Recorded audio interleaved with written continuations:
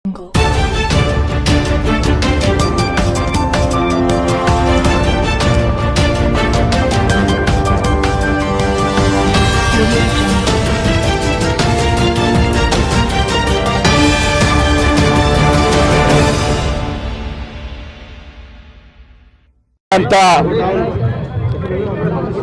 ಮತ್ತು ವಿಶೇಷವಾಗಿ ನಮ್ಮ ಭಾರತ ದೇಶದಲ್ಲಿ ಸಂವಿಧಾನ ಶಿಲ್ಪಿ ಭಾರತ ರತ್ನ ಡಾಕ್ಟರ್ ಬಾಬಾ ಸಾಹೇಬ್ ಅಂಬೇಡ್ಕರ್ ಅವರ ಜನ್ಮ ದಿನೋತ್ಸವನ ನಾವು ಆಚರಣೆ ಮಾಡ್ತಾ ಇದ್ದೀವಿ. ಎಲ್ಲ ಜನರು ರಾಷ್ಟ್ರಾದ್ಯಂತ ಅತ್ಯಂತ ಒಂದು ಶ್ರದ್ಧೆಯಿಂದ ಡಾಕ್ಟರ್ ಬಾಬಾ ಸಾಹೇಬ್ ಅಂಬೇಡ್ಕರ್ನವ್ರನ್ನ ಇವತ್ತು ನಾವು ಸ್ಮರಣೆ ಮಾಡಿಕೊಂಡು ಅವ್ರನ್ನ ಗೌರವಿಸ್ತಾ ಇದ್ದೀವಿ.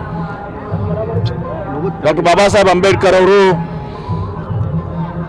ನಮ್ಮ ದೇಶಕ್ಕೆ ವಿಶ್ವದಲ್ಲಿ ಒಂದು ಶ್ರೇಷ್ಠವಾದಂಥ ಒಂದು ಸಂವಿಧಾನವನ್ನು ನಮಗೆ ಕೊಟ್ಟು ತನ್ನ ಮೂಲಕ ಸಮಾಜದ ಎಲ್ಲ ವರ್ಗದ ಜನರಿಗೆ ಸಮಾನತೆ ಹಾಗೂ ಶೋಷಣೆಗೊಳಗಾದಂಥ ಜನರಿಗೆ ಅವರಿಗೆ ಒಂದು ನ್ಯಾಯವನ್ನು ಒದಗಿಸಿಕೊಡ್ಬೇಕು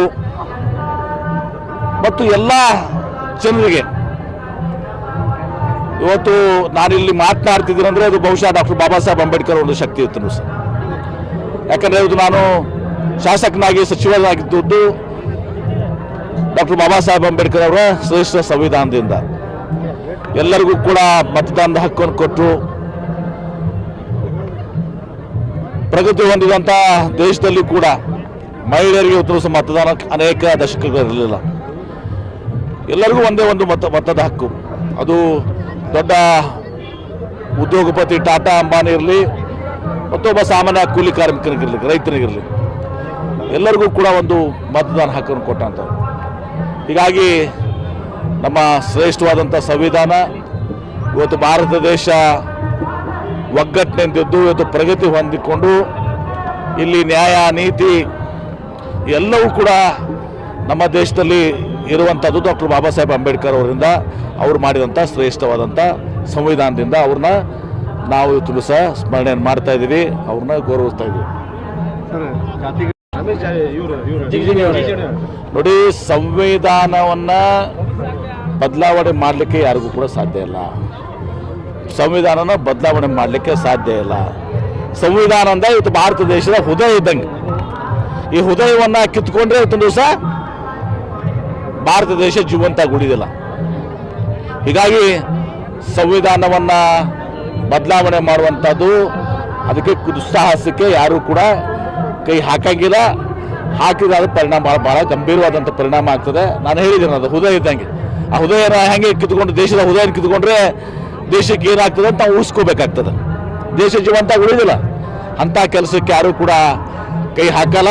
ಹಾಕಿದ್ರು ಕೂಡ ಜನ ಸುಮ್ಮನೆ ಬಿಡೋದಲ್ಲ. ಬಿಜೆಪಿ ಪದೇ ಪದೇ ಬದಲಾಯಿಸ್ತೀವಿ ಅಂತ ಹೇಳ್ತಿದ್ರು. ಯಾವಾಗ ಹೇಳಿದ್ರು? ಮತ್ತೆ ಈಗ ಹಿಂದೆ ನಿಮ್ಮ ಆನಂದ್ ಕುಮಾರ್ ಹೆಗಡೆ ಇದ್ರು, ನಾವು ಅಧಿಕಾರ ಬಂದಿದೆ ಸಂವಿಧಾನ ಬದಲಾವಣೆ ಮಾಡಲಿಕ್ಕೆ ಅಂತೇಳಿ. ಈಗ ಬೇರೆ ವರ್ಷ ತಗೊಂಡಿದ್ದಾರೆ. ಈಗ ಒಮ್ಮೆ ಸಂವಿಧಾನ ಬಗ್ಗೆ ಗೌರವ ಬಂದಿದೆ, ಸಂವಿಧಾನ ಬಗ್ಗೆ ಮಾತನಾಡ್ತಾ ಇದ್ದಾರೆ, ಒಳ್ಳೇದು. ಈಗ ನಾವು ತಡ ಆದರೂ ಕೂಡ ಬಿಜೆಪಿಯವರಿಗೆ ಸಂವಿಧಾನ ಬಗ್ಗೆ ಗೌರವ ಶ್ರದ್ಧೆ ಬಂದಿದೆಯಲ್ಲ, ಅದ್ರ ಪ್ರಕಾರ ನಡ್ಕೋಬೇಕಂತ ಬಂದಿದೆಯಲ್ಲ, ಅದನ್ನು ಮಾಡಲಿ. ಬಿಜೆಪಿಯವರು ಮಾಡಲಿ, ಎಲ್ಲ ಪಕ್ಷದವರು, ನಮ್ಮ ಪಕ್ಷ ಹೊಡ್ಕೊಂಡು ಎಲ್ಲರೂ ಕೂಡ, ಮತ್ತು ಪ್ರತಿಯೊಬ್ಬ ನಾಗರಿಕನು ಕೂಡ. ಭಾರತ ದೇಶ ಎಲ್ಲ 140 ಕೋಟಿ ಜನ ಇವತ್ತು ಬಾಬಾ ಸಾಹೇಬ್ ಅಂಬೇಡ್ಕರ್ ಸಂವಿಧಾನ ಅಡಿಯಲ್ಲಿರುವಂಥದ್ದು.